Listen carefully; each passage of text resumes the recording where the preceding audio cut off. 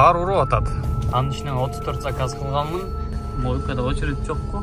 Свет өчүп калды дейт. Маңкаларды токтотуп, штраф жазып берем. Таксопаркына 100, сагамамча машина штрафсайга кетет, эвакуатор келгенче хотя бы 20 тауып келди. 5000 берип, не кылышымды билбей калдым. До свидания. Экинчи полосадан, пожалуйста, могу жерге кирбегилечи. 6 саат 21 мүнөт дейт. 430 километр. Кайра обратно келерин канча болот деп билбейм. 11500 кандай болот дейт. Хорошо дедим дагы 11500 алып келдим. Үйгө 200 километр, 3 саат 10 мүнөт жол калды. До свидания. Тугандар, видеону түрдүрбөй кунт коюп, угуп көрүп туруңуздар.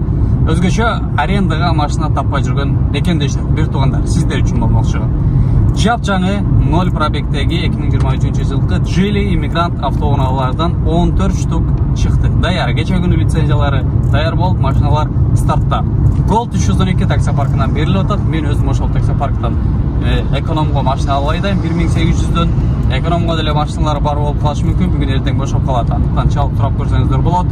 Geely Immigrant'тар 7.0 графикте 2800дөн берилет. Алар тариф эконом комфортго жарайт. Залог 6000 рубльдан эң эле баса белгилеп кетчү нерсе бул праваңыздарда жаман негативный комментарий болбош керек. Алдын ала праваны WhatsApp'тан жөнөтүп көрсөтүлгөн номерлерге текшерүүдөн өткөндөн соң келип алсаңыздар болот. Минимальный срок аренды тугандар 30 күн. Жаңы жылга жакын 1-2 күн катуу иштеп алам деген ой максатта көйлөнүп албаңыздар. 5 январга чейин машинаны тапшырам десеңиздер, анда залог 6000 рубль бергениңиздер күйүп кетет. Андыктан ойлонуңуздар. Видео пайдалуу болгон болсо лайктардан басып, класстардан басып, анан жакын адамдарга кимдир бирөө арендага муктаж болуп аткан болсо, ошого жөнөтүп коюңуздар. Барыңыздарга ийгилик. Ассаламу алейкум тугандар, достор, агайнилер. Бисмиллахиррахманиррахим деп жумушка чыгып атабыз. Бүгүн 26 декабрь 14:41 болуп отурат. Вторник. Саат 2ден 41 өттү. Биз линияга чыга элекпиз. То есть 168 километрге жеткенде бензиним бар, пробег 256 820 болуп отурат. Ой, жок, 256 800. Азыр сразу үйдүн алдында мойка бар, машинаны бирсе ичи сыртын чайкай коеюн дагы, анан жумушту баштайын. Кар уруп атат. Стоитпу мо? Карагылачы карды. Машина жууган стоитпу? Мойкада очередь жокку. Бир эле машина. Конечно, мындай убакытта эч ким деле жуубойт да машинасын тура. Чайкап алалы жок дегенде. Свет өчүп калды дейт. Көрүп турасыңар.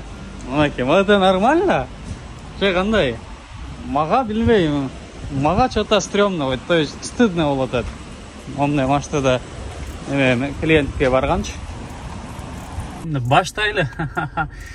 Так, не дейин, Аким Кежи YouTube каналына кош келиптирсиңер. Аты жөнүм Гүлжигит Пириев болот. Москва шаарында ошол Яндекс таксиде иштеп келем. Өзүмдүн жумушумду ичинен жумуш учурларын тартып көрсөтүп, кимдир бирөөгө пайдасы тийип калар деген ой максатта келем. Ошол баса каналга катыла элек болсоңор, подписаться деген кнопканы басып, каталып кеткиле.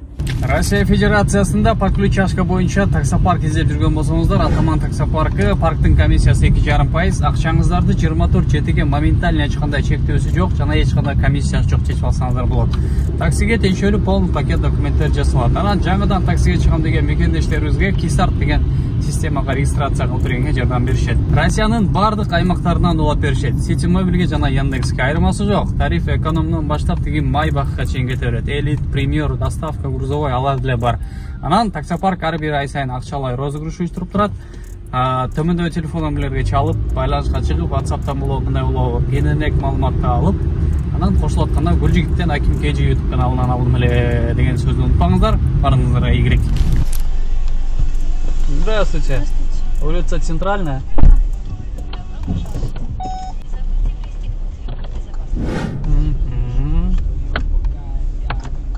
Пожалуйста. Всего доброго. Сейчас. Ага. До свидания. 32, жок 35 мүнөттө алып келдим. Бул дагы өчөшкөндө Химкиден Сходняга келип калдым. Аэропортко проводник берип атат. Не кылайын? Бара берейинби? 27 мүнөт дейт. Барып эле коеюнчу аэропортуна. Кечирип койчу, 27 мүнөт убактын кетирип эле коеюнчу. Эми могу камераны жандырайын да бул жактан эле каратып сүйлөп берени. Аке, запись кетти, бул жакта карап сүйлөп улантайын. Мына регистратордон видео көчүргөндү каалабай айтам да простачы. Кече күнү иштеп атып, Ынак Осмонариев деген мурун ырчы байке бар болчу. Ошонун Супер Кежи каналына интервью бергенди көрүп калып айттым. Карачы, Ынак байке динге кайтыптыр. Действительно, динге келген, жашоосу толук кандуу дин болуп калыптыр. Анан айттым, сен деле, мен деле мисалы өзүмдү пример кылып атам да, ырчылыкка кызыгам да, сахнага чыгып ырчы болуп, ырдап жүрсөм, клиптер тартып депчи. Но Ынак байке менден жашы бир топ эле улуу, жана ошол интервьюда айтты, Ынак байке бир ырдап берсеңиз деди, акыркы жолу. Ырдап берди, акапелла жандуу үнү ушундай мукам, жакшы, угумдуу, сонун да. А мен же үнүм жок, же эмем жок, анан ырчы болом деп жүрөм. Карачы, ошондой үнү бар, ошондой үй бүлө, бала чакалуу бар жакшы киши ушундай динге кайтты. Сен болсо дагы эле ырчылык, же дүйнө, окат, карьера, перспектива, популярдуулук деп жүрөсүң да. Бул жигит койдуп, өзүм дагы бир айтам да. Но кайра тарс көздү шук чоңураак ачып, 5 вакыт намазыңды тургузуп, жөн эле жумушуңду кылып жүрө берген да өтө кыйын да. Мындай шайтаным өтө күчтүү болуп кетиптир, угандар. Билбейм. Кой, ладно, жумушту уланталы, силерди деле мындай эмеге салып койдум болуш керек, заблужденияга салбай эле коеюн, Анан напоследок эмени айтып коеюн. Таксиге чыгып иштесем кандай болот деп көптөр сурашат, кеңеш сурашат да. Айтарым мындай да, таксиге чыгып иштегеңерге желанияңар болуп аткан болсо чыккыла, иштегиле. Бирок эми 100% момда кеңеш берем да, ар биригөч ошондой сураса. Таксиге чык, иште, машина тап. Эрте менен 2 саат 6-да туруп, жуунуп, таранып, даратыңды алып, намазыңды окуп, багымдат намазын. Анан кийин курсагың тойгозуп алып чыгып машинага. Линияга чыкта иште. Чак түштө машинаңды токтот, бир жерде обед кыл, же үй бүлөң болсо үйгө келип тамактан. Анан кайра жумушуңду уланда кечки саат 6-ларга чейин иштеп, 6-ларда домой жандырып, 7:30-8-дерге үйгө келип кал дагы, болду. Завершать этсин менен, завершать эт дагы ошол белгиленген 12 саат. Үйүңө дагы изилден, үй бүлөң менен бол, оку, үйрөн, жаңы нерселерди билбейм, иш кылып бир өзүңдү мындай күндөн күнгө күчтүү кыла турган, мындай духовно дагы, душевно дагы, физически дагы күчтүү кыла турган нерселерди ал. Залга бар, иш кылып, китеп оку, короче, я не знаю, но бир нерсе менен алектениш керек. Жашообузду өзүбүз мындай бир жакшы кылбасак, жакшыртпасак күндөн күнгө бирөө келип биздин жашообузду оңдоп бербейт да. Ошол, короче, бул кичине мындай мотивационный ролик да болуп кетти. Жанагындай айтып кеткенде эле силер заблужденияга салып эле коеюн, кеттик жумушту уланта берели. Ошондой эле услуга каналы. Здравствуйте. Улица Первомайская. Да? Да, не проедешь. Так, назад, да?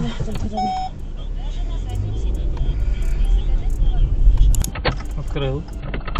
Ага, все, до свидания, всего доброго вам. Конуко деле ушул эле жер экен, 700 деп коем, 7 мүнөт деле алып келдим. 244 рубль болду. Ошол. Камерага жап-жарык көрүнүп атабы? Но бирок на самом деле караңгы кирип атат. Камерадан карасам жап-жарык. Билбейм. Анан жана менден ошондой сөздөрдү угуп атканга таң калып атсаңыздар керек, туугандар. Дагы бир крик души кылып коеюн. Кээде ушундай 7-8 балдык пробкада, центрде, Тверскайда, Белорусский ошол жактарда жүрүп калганда айтам да.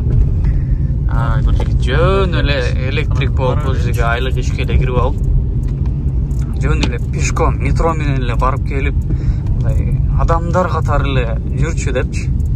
То есть кандай жакшы, нормальный адамдар катары эле эртең менен саат 7-8-дерде жумушка барып, анан кечинде саат 7-8-де жумуштан келип, ошондой эле кылып жүрчү, таксини жөн эле койчу депчи. Ошондой.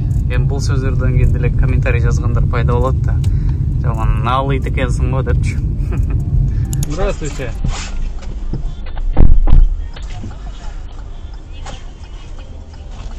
Так, в Одинцово едем, да? Да. Ага, всего доброго вам. До свидания. Окей, көрдүңөр, 1 саат 4 мүнөттө алып келип койдум Одинцового. 1000 канча көрсөтүп атты эле. Так, болчу 1404 рубль көрсөтүп атат. Ладно, оценка коюп коелу буларга. Анан ушул эле жерден да заказ алдым. Бул 8 минут алып подача деп аткан, эмне үчүн 14 минут алып подача болуп кетти, билбейм. Дворлордо ушундай көпкө санап коет да негизичи.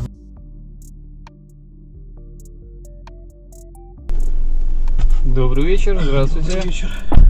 Так, Никола Урюпина, да? Центральная улица. Что-то вы не похожи там сами на себя. Поэтому вы и задаете этот вопрос. И она вам так надменно. К чему этот вопрос? Ну, с таким тоном уже, знаете, пренебрежительным. Вы это чувствуете, вы не глупый человек. Я же говорю, у вас 2 высших образования, вы образованный человек, вы хорошо зарабатываете. И какая-то, я извиняюсь, глупая, ну так ее назову, глупое существо, потому что мы все существа, но она глупая. Почему? Потому что ей дали чуть-чуть власти, она всего лишь прапорщик, а ведет себя как, я не знаю, генералиссимус какой-то. Как будто от нее зависит ваша судьба. И вы понимаете, насколько она ущербно выглядит, что вы по всем параметрам лучше, чем она не понимает, у нее энергетически не выработалось вот это вот уважение к мужчине просто за то, что он человек. Мужчина. Женщина-проводник, она мотиватор. Все войны, все свершения великие из-за женщин. Мужчине, по большому счету, если он одинокий, ему он довольствуется малым. Согласны? Угу. Поэтому ладно, я пошел. Вот вам совет. Угу. Читайте. Открывайте. Открывайте. Ага, вот. Все, всего доброго. Так что всех благ вам. До свидания. До свидания.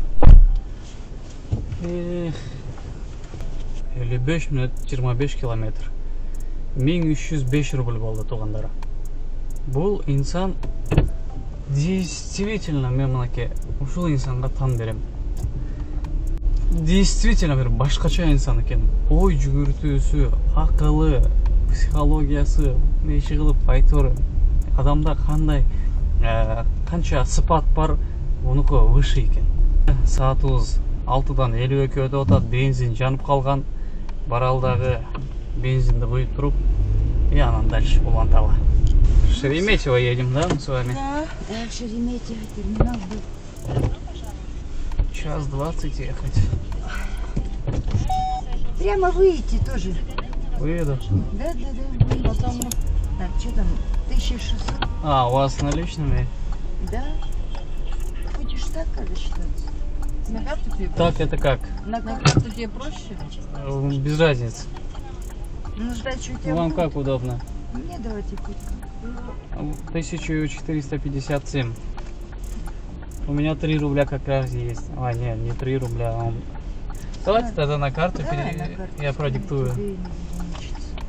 Ол жаққа домой же менен келе атканда по пути заказ берип калса, эме ачпайт окшойт. Бесконтактный пропуск бар эмес беле, ал ачпайт окшойт. Эме болду го меники. Ачпай койду, анан эле жок жана эмеден карточка алдым. И плюс тем более азыр очередке да койбойт экен. Эми только домой 31 минут дейт, эптеп ушул Ленинградкадан агыл съезден түшүп Химкеге кирип кетейин, ошол жактан дальше улантабыз. Же болбосо азыр балким заказ берип калышы мүмкүн үй тарапка. Анан как раз могу жерден Шереметьеводон чыгып кетип атканда айтып коюнчу, могу экинчи полосадан, пожалуйста, могу жерге кирбегилечи. Бизнес болобу, эконом болобу, комфорт болобу. Биз түз кете турган полосалар занят болуп калат да. Короче, вот такие вот пироги. Үйгө кирип, тамактанып, ужин кылып чыктым. Әрәйім жұмышты улантабыз. Демек, бүгін обедке есептеп чыгаратканда обедке акча санабайбыз. Мынаке, карагыла туғандар, Шереметьеводон Брянск дейт. Брянскка мен барамбы, барбайымбы? Болчу эми батыраак загрузка болчу. Мынаке. 6 саат 21 минут дейт. 430 километр. Кайра обратно келерин канча болот экен билбейм. Чалып сурап алайын, уверенно барасыңар, барбайсыңар деп, вроде бы.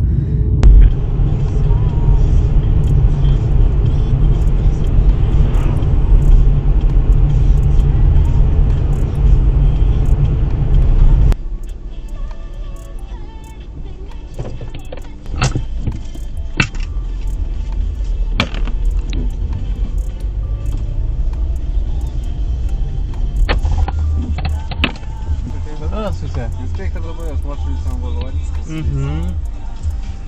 Как дорога? Дорога? Ага. Снег огромными такими лупит. Там только снег, да? Дождика нет, ничего нет. Снег такой огромный и мокрый. Так, водительская и...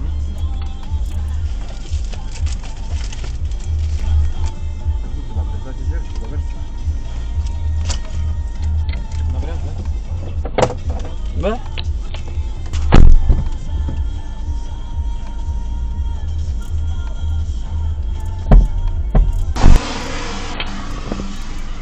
Видимо, видели московские номера. Ну да.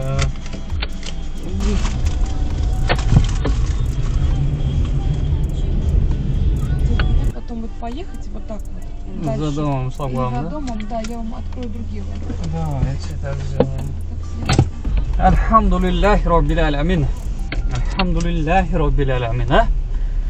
Geldik. Saat qanchada keldik? Aytib qo'yayım da. Saat 6'dan 31 o'tganda keldik. Tаңғы 6'dan 31 o'tganda 27 dekabr. Жоғарыда видеоны көрдіңіздер. Яндекстен кесіп қойғала. Кашадан 12.700 бір нәрсе көрсетіп атқаннан айттым, давай, салам алейкум қылалы. По обоюдному салам алейкум қылалы дағы. Деме қылады, чечел. Десем, хорошо деді. 12 алпар қоғын десем, 11.500-ға қандай болады дейді. Хорошо дедім дағы, 11.500-ға алып келдім. 6.000-ні алдын ала қоторды. Қалған жеткенде қоторайын деді. Қарасам, нормально. Короче, ладно деді, ишендім. Ишендім дағы, әме қылдым. Келдік, келгенде примерно бір жарым сағат қалғанда поездкаға өзілі тап қоторып қойды. Ақша келіп түшті. Эми қайра ушул жерден мен эгерде домойду баса турган болсом, примерно канча көрсөтүп атат? 6 саат 39 мүнөт дейт, поехали. Брянскка келгенбиз алдава дегендер болсо. Мынакей Брянск көрүп турасыңар. Үйгө мынакей. Үйгө Москвага эле көрдүңөрбү? Туугандар. Баса, бағы бір нәрсені сұрап кетейін, эксперт водительдер болса жардам көрсетіп айтып кетіле, же комментарийге жазып қойғыла. Туғандар, Москвадан қанша километр шығып кеткенден кейін путевой лист керегі жоқ болады. Ошоны бір айтып қойғылашы, туғандар. Өзіме келешекке на память, на будущее сақтап алайын. Балким ЦКАТтан шыққаннан кейін бе, же ЦКАТтан да кішіне арырақ қойғандай. Чопа-чом, ошол жөнінде бір жазып кеткілечі эксперттер. Айтқандай эле, мынакей Калугаға жеткенше домойду жандырбайым деп аттым эле. Мынакей үйгө 200 километр 3 саат 10 мүнөт жол қалды. Мынакей мен Калугаға жақындап қалдым. Көрдүңөрбү? Аз Калугадан типа как Москванын МКАД сыяктуу объезднойдон өтүп кетем. Бул жерде эмне бирөө туура эмес туруп алып турбу? Эмне ДТП же эмне болду? Могу көбүчүнө мындай айтышып кеткен окшойт. Болып тұрат, жашоо, турмуш, тиричилик, ошондой да. Ушул вакыт менен барсам, үйгө жеткенде ровно 1 сутка болот экен мен үйдөн чыгып кетип, ушундай колесить этип жүргөнүмө. Да, конечно, үйгө кирип 1 саат тамак ичип ар жак бу жак кылып чыктым, но 1 суткадан бери уктай элек экенмин. Андай болбойт го дейм, негизи туурабы? Айда жылда 1 жолу болушу мүмкүн, но башка күндөрү постоянка эмес да. Уже күн чыгып атат, туугандар. Саат 12-ден 1 өттү. Күн чыгып атат. Машинанын акыбалын карагыла. Энергетик түгөнгөн. 1-2 саат мурун. 0,5 суу бар. Могу жерде Миринда сыяктуу бир арзан суу бар. Ал түгөнгөн. То есть аны 2 күндөн бери ичип жүрөм. Вот, короче. 1 саат 49 мүнөт дагы бар үйгө. ЦКАТка да жетелектин. 98 километр көрсөтөт. Всего доброго вам, до свидания.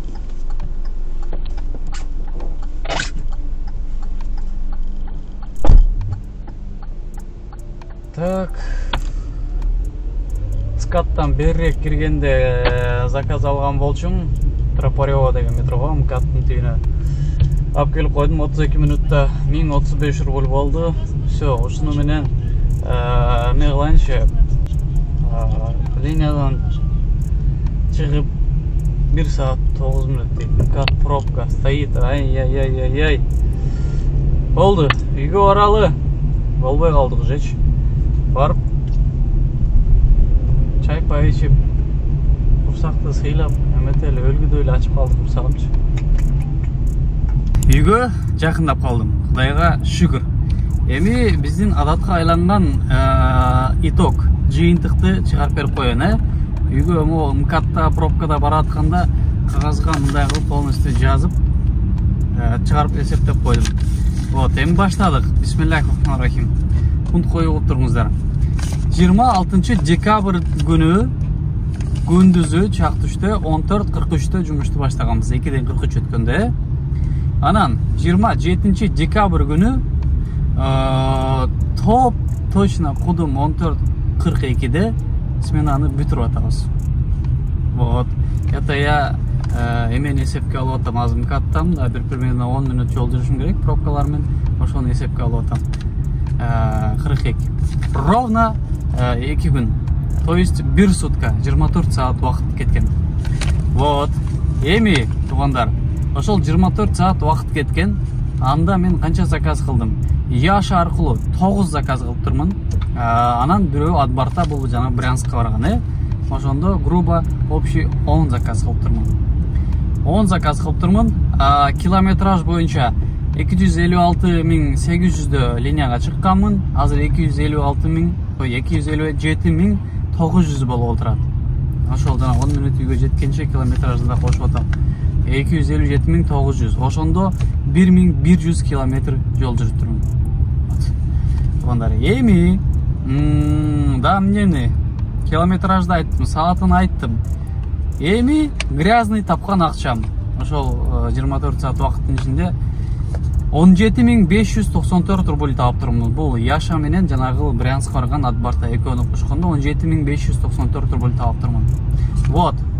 17.594 рубльдин ичинен 26 декабрдагы жана 27 декабрдагы 2 күндүн арендасын кемитебиз. Бүгүнкү күнүн да кемитип салдым. Вот. Ошондо 3200 рубль. 1800дөн 3200 болот. Так, дагы анан 26 декабрь сменаны баштаганда 1000 рубльга бензин куйгам. Анан тигил Адбарта заказды алып Брянскка кетип баратканда тоже Калуга тараптарданбы билбейм, каерден бир жерден 2000ге бензин куйдум. И 286 рубльга суу алдым, энергетик алдым. Вот.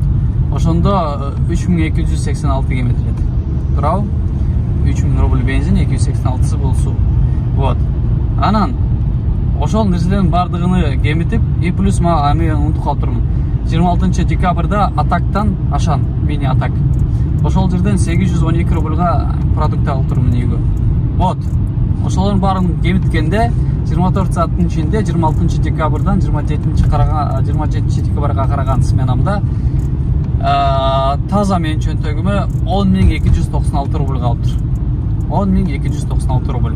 Вроде бардыгын айттым, саатын айттым, километражын айттым, суткасын айттым, заказын айттым, тазасын айттым, грязныйын айттым, расходторду толук минус кылдым. Ошол смена ошондой болуп жыйынтыкталды.